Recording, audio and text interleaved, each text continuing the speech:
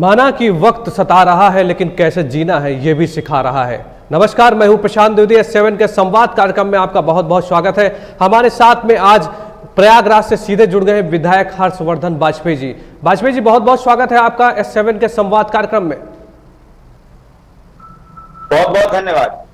वाजपेयी जी, मुझे बताइए कि आप एक जिम्मेदार विधायक हैं और जिस तरह से कोविड-19 पूरे देश में पसरा हुआ है और कई सारी समस्याएं भी आ रही हैं, एक विधायक होने के नाते आपने क्या क्या प्रयास किए और आम जनमानस के लिए क्या क्या किया आपने?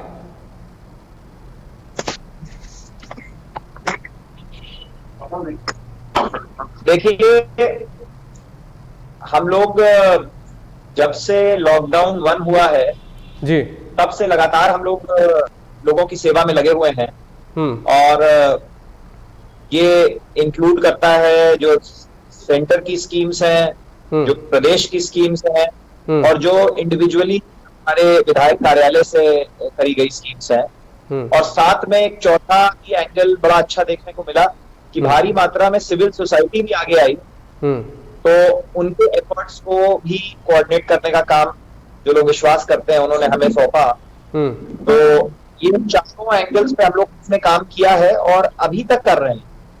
ये लॉकडाउन 1 से चल रहा है और अभी भी हम लोग के वेरियस प्रोग्राम्स चल रहे हैं, जैसे कि मास्क वितरण, दवा वितरण, सैनिटाइजर्स का वितरण, ये सारी चीजें अभी रही है। और एक उत्तरी विधानसभा में हम लोगों ने मास्क वितरण यात्रा शुरू करी है, जिसमें हम लोगों ने हाई क्वालिटी के मास्क बनवाए हैं खादी के, और सेल्फ हेल्प ग्रुप की लेडीज से हम लोगों ने बनवाए हैं। और ये मास्क, जितने भी मास्क हम लोग लेते हैं उसमें 20 रुपए सेल्फ हेल्प ग्रुप की लेडीज के अकाउंट में जाता है। और ये 50,000 के ऊपर मास्क अभी हम लोग के पास स्टॉक में है और लगातार चल रहा है। और एवरी ऑल्टरनेट डे हम लोग इस यात्रा में निकलते हैं और करीबन 500 से 1000 घर के बीच में हम लोग एवरी ऑल्टरनेट डे कवर करते हैं। विधायक जी, आप एक युवा विधायक हैं और जिस तरह से देख रहे हैं आप, कोविड-19 की बीमारी बढ़ रही है, इसकी अभी कोई वैक्सीन नहीं बनी है। और जाहिर सी बात है, जिस तरह से PM और CM अपील करते हैं, कहते हैं कि आप उचित दूरी बना के रखिए, मास्क लगाइए और ज़्यादा से ज़्यादा अगर कोशिश करिए घर से बाहर न निकलिए। कैसे देखते हैं आप, युवाओं के लिए क्या संदेश देंगे कि किस तरह से अभी देखा जाए तो जिस तरह से सैटरडे संडे तो अभी लॉकडाउन किया गया है, लेकिन लोग बहुत सीरियस नहीं हुए हैं, क्या कहेंगे आप उनके बारे में और क्या आपकी अपील है उनके लिए? देखिए, ये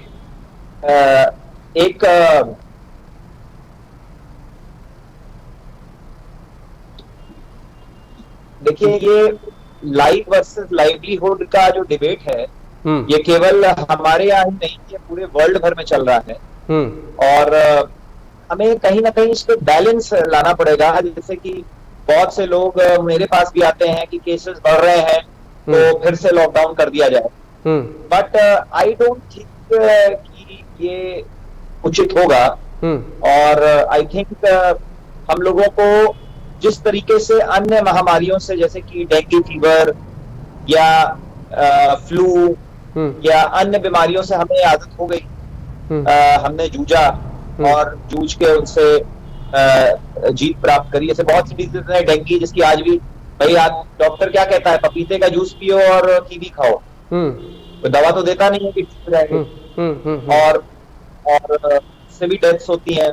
तो I think keeping in mind की डेथ रेट इंडिया का एवरेज 2.5% है और इलाहाबाद प्रयाग का भी एवरेज यही होना चाहिए। 4% अभी कागज में दिख रहा है, लेकिन वो इसलिए दिख रहा है क्योंकि सब लोग रिपोर्ट नहीं करते हैं जो डेथ्स होती हैं या जो केसेस होते हैं। बहुत से लोग होम क्वारंटाइन चले जाते हैं, तो एवरेज यही 2.5% के आसपास है।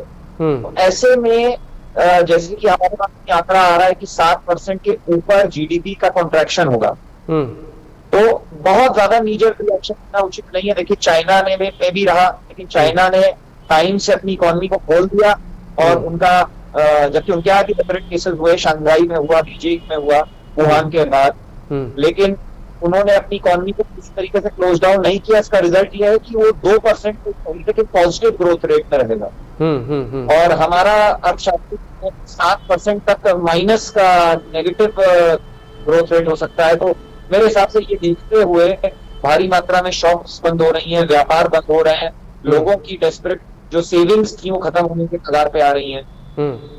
तो मेरे हिसाब से नी जर्क रिएक्शन है, फिर से लॉकडाउन में जाना तो उचित नहीं होगा। अच्छा ठीक है विधायक जी, मैं एक बात आपसे समझना चाहता हूं कि अगर देखा जाए तो आपने अभी इकोनॉमी की बात की, आपने व्यापार की बात की, कैसा चल रहा है इलाहाबाद में इस समय? जब ये 3 महीने का लॉकडाउन हुआ तो जाहिर सी बात है जो व्यापारी हैं कहीं ना कहीं परेशान हुए, लेकिन बीमारी ऐसी थी जो लाइलाज थी, जिसकी कोई वैक्सीन नहीं बनी थी। तो जान है तो जहान है। अगर आप देखें तो रतन टाटा ने भी साफ तौर पर कहा कि 2020 केवल जीने के लिए, संघर्ष करने के लिए है। कैसे देखते हैं आप व्यापार को इलाहाबाद में? क्या पटरी में जिंदगी दोबारा वापस आ गई? क्या व्यापार बढ़ रहे हैं? क्योंकि आप एक स्थानीय विधायक हैं, क्या कहना है आपका इस बारे में? देखिए, मैं बिल्कुल इस बात से सहमत हूं जो रतन टाटा जी ने कहा है कि ये टाइम ऑफ सर्वाइवल है और हमारी अर्थव्यवस्था बहुत बड़ा उसको चोट पहुंचा है। और केवल व्यापारियों को नहीं, आपको बताएं, जैसे हमारा प्रयागराज जो है, जैसे कि आप जानते हैं कि एशिया का सबसे बड़ा हाईकोर्ट यहाँ पर है, 100 के करीबन सिटिंग जजेस यहाँ रहते हैं। तो भारी मात्रा में हमारे यहाँ वकील हैं एंड इस तरीके के जो मिडिल क्लास के लोग होते हैं ये बहुत परेशान होते हैं। जैसे आप देखिए जो ब्लू कॉलर वर्कर है, जो लेबर कैटेगरी के लोग हैं, वो अगर उनको एक काम नहीं मिल रहा है, वो सब्जी का काम कर रहे हैं, नहीं कर पा रहे हैं, तो वो लेबर का काम भी शुरू कर पाते हैं, क्योंकि उनमें सर्वाइवल इंस्टिंक्ट, उनको ये कोई परहेज नहीं है कि हमें समाज में कोई देखेगा क्या कहेगा, उनको मजदूरी करना है, उनको कमाना है। लेकिन जो वकील साहब होते हैं ट्रेडिशनली, वो उनका एक इंटेलेक्चुअल उनको माना जाता है कि ये इंटेलेक्चुअल है, वाइट कॉलर वर्कर है, प्रोफेशनल है। वो बेचारे out of ego, out of जो उनकी समाज में जो रेपुटेशन है, वो अचानक सब चीज छोड़ के सब्जी नहीं लगा पाते, उनको हिचक होती है। ये सडनली व्हाइट कॉलर वर्कर जो है वो सडनली ब्लू कॉलर नहीं बन पाता, तो उनको बड़ी प्रॉब्लम हो रही है एंड वो लोग जरूर बहुत ज्यादा सफर कर रहे हैं और बोल नहीं पा रहे हैं। एंड तो इसलिए मैं कि, और व्यापारी तो कर ही रहे हैं, कितने व्यापारी हैं जिन्होंने अपने शटर्स डाउन कर दिए हैं, जो कह रहे हैं कि अब हम तब काम करेंगे जब माहौल ठीक होगा। जिनकी दुकानें खुली भी हैं उनका व्यापार बहुत चल रहा है। मैं खुद एक व्यापारी हूँ, आपको बता दूं, और मेरी कंपनी जो है वो अस्पतालों के लिए वेरियस काइंड ऑफ गैसेस बनाती है एंड जहाँ पे मैं 1000 सिलेंडर्स पर डे बनाता था, आज मैं 200 सिलेंडर पर डे बना रहा हूँ। तो इसलिए आप समझ सकते हैं कि 20% पे मेरा बिजनेस आ गया है। तो ये अक्रॉस दी मंडी ये है। तो मैं एकदम रतन टाटा जी से मानता हूं कि ये ईयर ऑफ सर्वाइवल है, पर ईयर ऑफ सर्वाइवल को हमें और वर्स नहीं करना है।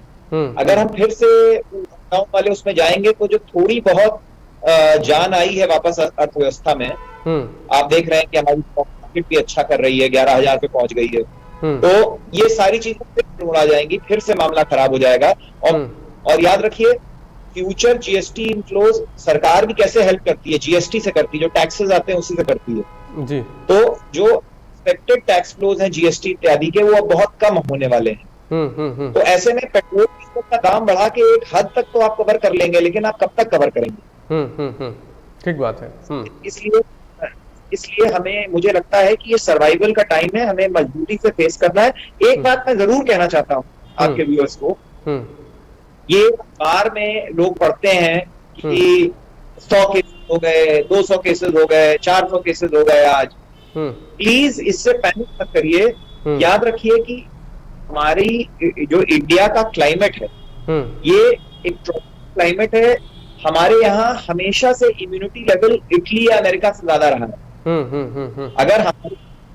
अगर आप देख लें कि वही अंग्रेज अमेरिका जब गए राज करने, तो वहां की जो रेड इंडियंस थे, इनकास थे, वो ज्यादातर सबकी डेथ हो गई।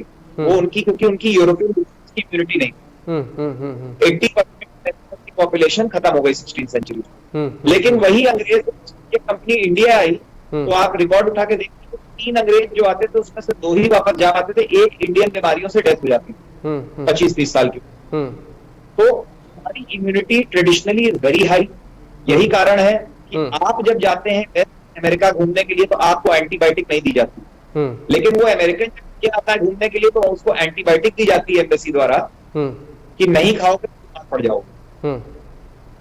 तो हम लोग भी वेस्ट में रहे हैं, जब छुट्टियों में आते थे लंबे समय, जब पढ़ाई के लिए बाहर रहते थे, जब वापस आते थे तो चाट खाने भी चले जाते थे तो बुखार हो जाता था, डायरिया हो जाता था। तो वेस्टर्न इम्यूनिटी लेवल और हमारे इम्यूनिटी लेवल में बहुत फर्क है। अगर लोगों को कोरोना हो जाएगा तो chance survival are very high, 98%। तो मेरे हिसाब से 98% तो बहुत हाई रेट होता है। जॉइंटिस का भी अगर आप आंकड़ा निकाल लेंगे या टाइफॉइड इत्यादि का आंकड़ा निकाल लेंगे तो वो भी इसी के रेंज में होगा। तो हम जब टाइफॉइड और जॉइंटिस और डेंगू के लिए इतना नहीं परेशान होते, तो मेरे हिसाब से तो इतना पैनिक करने की जरूरत नहीं है कि हम पूरे देश को बंद कर दें। केयरफुल रहिए। मैं 10 किलोमीटर रोज दौड़, ज्यादातर लोगों को मैं कहना चाहता हूँ आप फिजिकल एक्सरसाइज करिए। अगर यंग है दौड़िए, जिम करिए, कर पा रहे तो कम से कम ही करिए। और अगर आप अच्छा खाएंगे, तला खाना कम खाइए, हेल्दी फूड्स खाइए, न्यूट्रिशन हो, विटामिन हो, प्रोटीन हो, कार्बोहाइड्रेट्स हो, और चिकना विकना तला हुआ खाइए, प्रोसेस्ड फूड कम खाइए, फूड कम खाइए, फ्रेश फूड ज्यादा खाइए, तो डेफिनेटली आप हेल्दी रहेंगे। भगवान ना करे कोरोना हो, अगर हो भी जाएगा तो आप ठीक हो जाएंगे। चलिए, अच्छा वाजपेयी जी, मैं एक बात समझना चाहता हूँ आपसे कि आपने अभी कहा कि मिडिल क्लास को तो दिक्कत होती, सही है, बिल्कुल बात है कि अगर मिडिल क्लास फैमिली है तो उसको वो ठेला नहीं लगा सकता, वो सब्जी नहीं बेच सकता। अगर नीचे के मजदूरों की बात करें वाजपेयी जी, जो निचला तबका है, जो कहीं ना कहीं रोड पे खड़ा है, कहीं ना कहीं अपने जीवन को आगे बढ़ाने के लिए संघर्ष कर रहा है, उसके लिए हर्ष वाजपेयी ने क्या प्रयास किए? अपनी विधानसभा में जो आपके ठेले वाले मजदूर थे, जो रेवड़ी वाले मजदूर थे, उनके लिए क्या प्रयास किए आपने, हमसे बताइए। ये बहुत अच्छा क्वेश्चन आपने पूछा है, क्योंकि देखिए पहला रिएक्शन हम लोगों का यही था, और कॉमन सेंस यही कहती है कि हम सबसे पहले लोएस्ट इनकम ग्रुप, जिसको बिलो पॉवर्टी लाइन या ईडब्ल्यूएस कहते हैं, तो सबसे पहले ईडब्ल्यूएस और बिलो पॉवर्टी लाइन को हम लोग को पहले देखना था, क्योंकि सिंपल कॉमन सेंस की बात है कि उनके फाइनेंशियल रिजर्व्स बहुत कम होते हैं। भाई जो लोअर मिडिल क्लास में है वो 2 महीना झेल लेगा, जो अपर मिडिल क्लास में है वो 1 साल झेल लेगा, जो और ऊपर है वो काफी और दिन तक चलेगा। लेकिन जो ईडब्ल्यूएस और बीपीएल वाले हैं उनके पास बिल्कुल रिजर्व्स नहीं होते।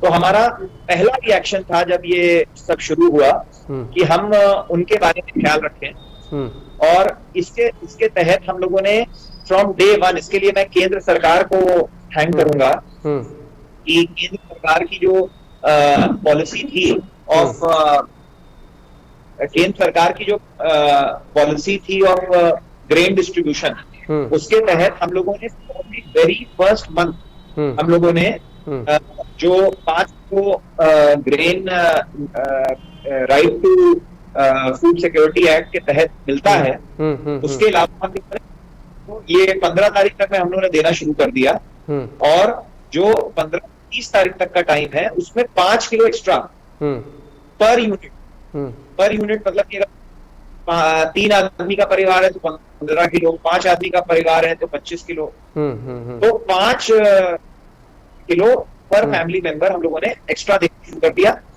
और उसके बाद सब्सिक्वेंट मंथ्स में हम लोगों ने इसमें प्रोटीन की उनकी रिक्वायरमेंट को देखते हुए उसमें 1 किलो चना भी कर दिया। तो इससे एक बहुत बड़ी चीज ये हो गई कि हमारे बिलो पॉवर्टी लाइन के लोग थे, उनको काम नहीं हो रहा है, उनके पास कुछ नहीं, तो उनको खाने के लाले नहीं पड़े। जब आदमी घर बैठ गए तो उसके मन में ये फीलिंग नहीं थी कि हमारे राशन के डब्बे में कुछ है ही नहीं, हम खिलाएंगे क्या बच्चों को। ये बहुत बड़ी सिक्योरिटी होती है, यू नो कि अच्छा, इसमें मैं आपको बता दूं केवल सरकार ने तो किया ही किया, हम लोगों ने अपने रिसोर्सेज से राशन के से हम लोग को लिस्ट मिल गया कि किनके कार्ड नहीं बने, और अपने विधायक कार्यालय के माध्यम से, प्रयागराज डेवलपमेंट अथॉरिटी पीडीए के माध्यम से, और भारी मात्रा में एनजीओ के माध्यम से हम लोगों ने उन लोगों को लिस्ट निकलवा ली कि ऐसे मतलब कि जो लोग मतलब कि सर्वेस कराए और जिनके आधार कार्ड के अगेंस्ट राशन कार्ड इशू नहीं है, उन परिवारों को चिन्हित करके हम लोगों ने 1-1 महीने का 2-2 महीने का राशन अपनी तरफ से देने का काम किया। तो ये भी किया। और उसके बाद जब चीजें पटरी पे आने लगी, मान के चलिए लॉकडाउन 3 के आसपास जब चीजें धीरे धीरे सिस्टम में आने लगी, ज्यादातर जो ब्लाइंड स्पॉट थे उनको भी राशन कार्ड से कवर कर दिया गया और मात्रा में लेबर भी वापस आ गए जो दूर फंसे हुए थे। तो उसके बाद का जो टाइम था उसमें हम लोगों ने क्या किया है कि बीजेपी सरकार की यूपी गवर्नमेंट की पहली कैबिनेट बैठक का लिया गया फैसला था कि ये सरकारें प्रॉमिस करती थी, कर नहीं पा रही थी, लेकिन जब योगी सरकार आई तो उन्होंने जब पहली कैबिनेट बैठक ली थी तो उन्होंने फेरी नीति पारित किया था कैबिनेट कि लोगों को चट्टे एंड रोड साइड पे जगह अलॉट होगी जिससे कि वो जो पुलिस की रफ गुंडा चलना ये चलना वो चीजें नहीं होगी और सर्वे होगा, ट्रैफिक जैम नहीं होता है, कहाँ पे फीस पर ऐसा भी ना हो तो लगा दें और उनका काम ही ना रुक जाए। तो ऐसी जगह करके हम लोगों ने उसका काम शुरू कर दिया है। उसको डिस्ट्रिक्ट अर्बन डेवलपमेंट एजेंसी, इसको डूडा कहते हैं शॉर्ट में, तो डूडा वालों ने इसको करवा रहे हैं और मैं उसको मॉनिटर भी कर रहा हूँ। आज भी अखबार है और लोगों को अलॉटमेंट हो रहा है, वेंडर्स आ रहे हैं, हॉकर्स भारी मात्रा में मेरे पास आ रहे हैं कि हमें अलॉटमेंट हो रहा है। चलिए विधायक जी, आप जी आप मुझे ये बताइए कि कितना संतुष्ट हैं आप। अगर हम लोग एक आंकड़े की बात करते हैं कि 100% में आपने कितने % लोगों को संतुष्ट किया, मुझे बताइए, जिसमें मुझे भी लगे कि क्या किया है आपने। अगर मैं भोजन की बात कर रहा हूं, उनकी मदद की बात कर रहा हूं, तो आप विधायक हैं, एक जिम्मेदार विधायक है, क्या मानते हैं आप, कितना संतुष्ट हैं इस बात से, इतना मुझे बताइए। देखिए, एक बात मैं कहूंगा, जहां पे लोग घर से निकलने में हिचकते हैं जी, ऐसी कंडीशन में लॉकडाउन 1 से लेके आज तक हम लोग 1000 आदमी से रोज मिल रहे हैं। भारी मात्रा में ऐसे लोगों से मिल रहे हैं जिनका हम 2 दिन बाद अखबार में पढ़ते हैं कि कोरोना हो गया।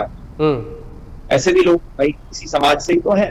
अभी मेरे पूर्व महानगर अध्यक्ष को कोरोना हो गया, अवधेश चंद्र गुप्ता जी, जो हमारे, तो रिस्क ले रहे हैं। मतलब कि लोग कहते हैं अवॉइड करिए, लेकिन हम लोग रिस्क ले रहे हैं। हमारी टीम पूरी रिस्क ले रही है, मैं अकेला नहीं हूँ, मेरी पूरी टीम लोग ग्रुप्स में निकलते हैं, लोगों से बात करते हैं, उनकी जो नीड्स है उसको पूरा करते हैं। आज भी मैं जनता संवाद शिविर मेरा आज भी चल रहा है। मैं पब्लिक को जो काम हो, मेरा ऑफिस खुला है, मैंने ऑफिस बंद नहीं किया।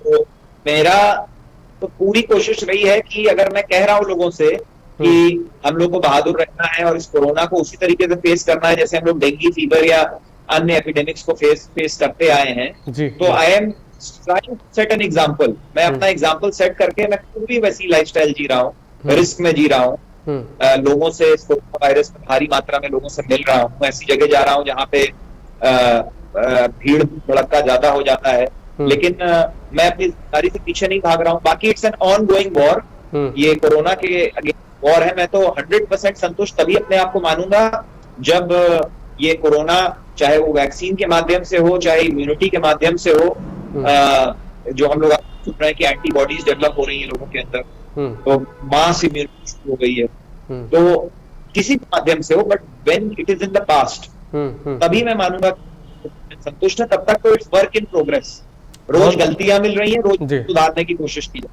बहुत बढ़िया सोच है आपकी। अच्छा चलिए, कोविड से हट के बात करते हैं, राजनीति में आते हैं। कैसे देखते हैं आप उत्तर प्रदेश सरकार के द्वारा जो काम किया जा रहा है, क्योंकि आप भी एक विधायक हैं, भारतीय जनता पार्टी के विधायक हैं, कैसे देख रहे हैं उनके काम को? जिस तरह से कोविड फैला उसके बाद फिर पटरी पर जिंदगी लाई जा रही है, जाहिर सी बात है कि आपके क्षेत्र में भी डेवलपमेंट कहीं ना कहीं 3 महीने रुका होगा, सड़कें हैं, नाली हैं, कई सारी समस्याएं हैं, तो फिर अब उसके बाद आप क्या देखते हैं? सरकार जो कर रही है, क्या काम सब शुरू हो गए हैं? क्या कहना है आपका इस बारे में?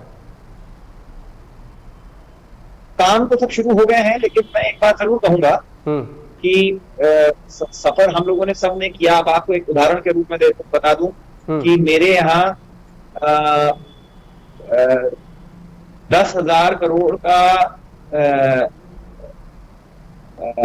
नहीं, सॉरी, 10,000 करोड़ का नहीं, 500 करोड़ का 500 करोड़ का एक ब्रिज रुक गया। एक बड़ा 6 लेन का ब्रिज गंगा नदी के ऊपर बनना था, जिसका काम रुक गया। इसका हम लोग किसानों को कॉम्पेंसेशन दे चुके हैं जी। और मेरे क्षेत्र में एकदम EFC लास्ट स्टेज जो होता है प्रोजेक्ट को पास होने का, EFC का होना था 2 फ्लाईओवर्स का, वो रुक गया। ये तो मैं आपको कुछ बड़े काम बता रहा हूँ, 500-600 करोड़ बता रहा हूँ। बाकी हम लोग की सारी निधि ले ली गई है, ये जिसकी वजह से हमारे पास इस समय निधि नहीं है, छोटे मोटे जो हम लोग को गलियां बनवाने का काम था। और मैं यही कहूंगा कि शायद ये निधि वाला काम ठीक नहीं था, और निधि मैं समझ रहा हूं कि अस्पतालों में इंफ्रास्ट्रक्चर की जरूरत थी, लेकिन और भी तरीके के फंड जब शायद ये विधायकों की निधि लेना ठीक नहीं था, और वजह से काफी विकास का काम रुक रहा है। और मुझे लगता है कि मैं मुख्यमंत्री से खुद मिलूंगा कि जल्दी से जल्दी कोई ना कोई विकल्प बताएं, क्योंकि कोरोना से लड़ना ठीक है, बहुत जरूरी है, लेकिन साथ में हम लोग जो सड़क रिपेयर, नाली रिपेयर, ये सारे जो काम थे वो भी होने चाहिए साथ में, और उसके लिए भी फंड चाहिए।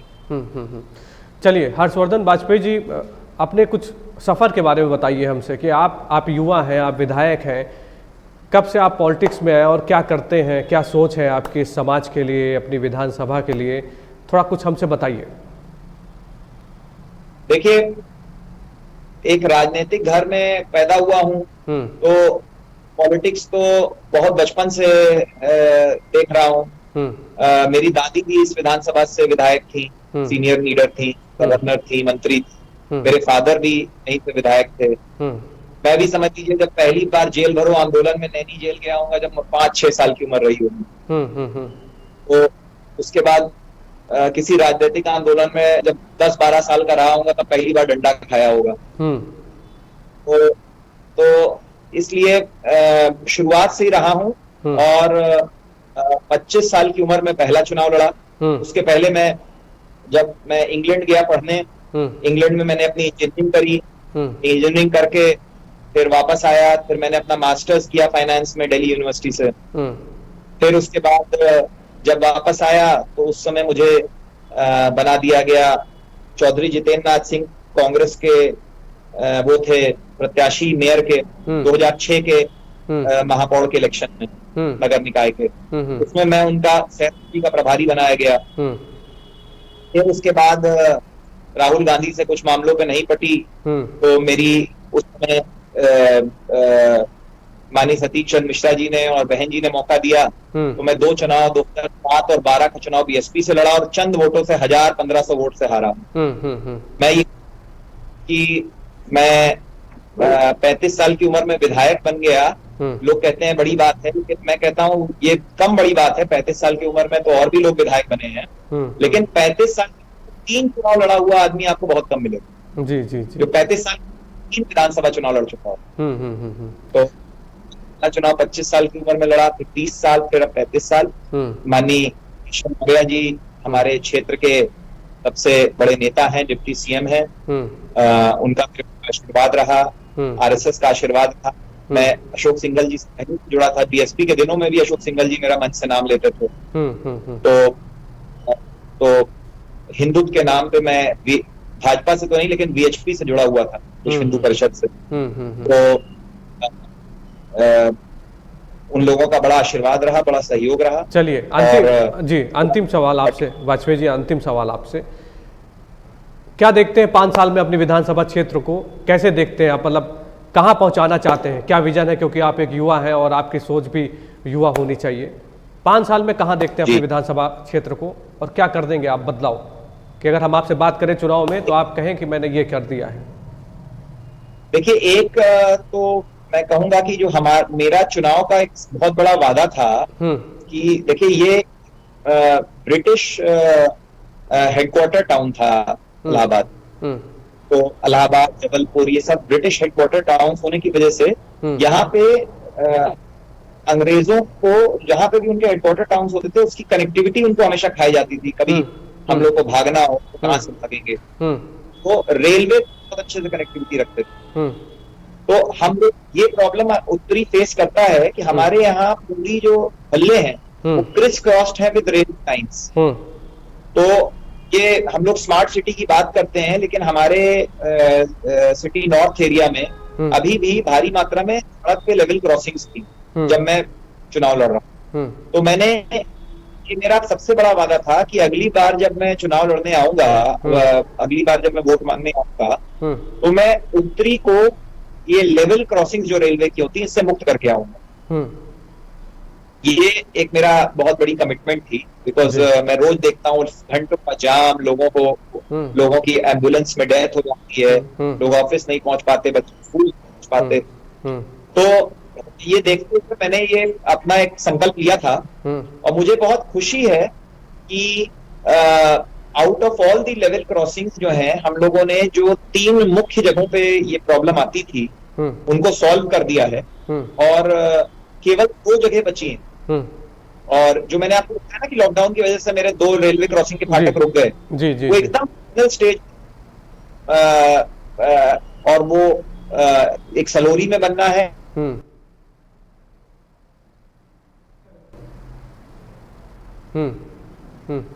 जो है इनको देंगे जल्दी, और मैं जब अगली बार चुनाव में आऊंगा तो इनको बनवा के ये मेरी प्राथमिकता है। इसके अलावा मैं आपको बता दूं कि एक प्रॉब्लम बहुत बड़ी है, और इस पे हम लोग लगे हुए कि इलाहाबाद में गंगा जी तो लूप करने के लिए हमारे 3 तरफ नदियां हैं, ईस्ट में, नॉर्थ में और वेस्ट में, हमारे 3 तरफ गंगा जी हैं। तो ऐसे में क्या होता है, हमारी कनेक्टिविटी जो अन्य पार्ट ऑफ दी स्टेट है, जो जिले का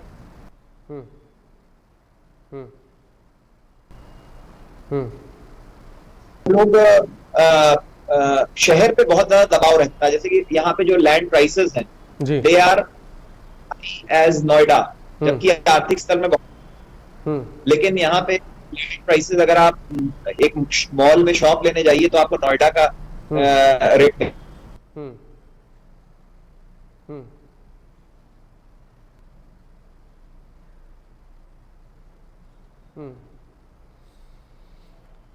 चलिए, तो हमको लगता है तकनीकी खराबी की वजह से हर्षवर्धन वाजपेयी जी से हम लोग कनेक्ट नहीं हो पा रहे हैं, और उनसे हम लोगों ने बहुत बातचीत की। और जाहिर सी बात है, जिस तरह से कोरोना एक वैश्विक बीमारी बढ़ी हुई है, उससे लोग परेशान हैं, समस्याएं तो बढ़ रही हैं। इसमें आपको सबसे ज़्यादा आवश्यकता ये है कि आप मास्क लगाइए, उचित दूरी बनाइए, और जब ज़रूरी काम हो तभी घरों से बाहर निकलिए। हम भी आपसे निवेदन करते हैं, और अभी संवाद में फिर होगी आपसे मुलाकात। नमस्कार।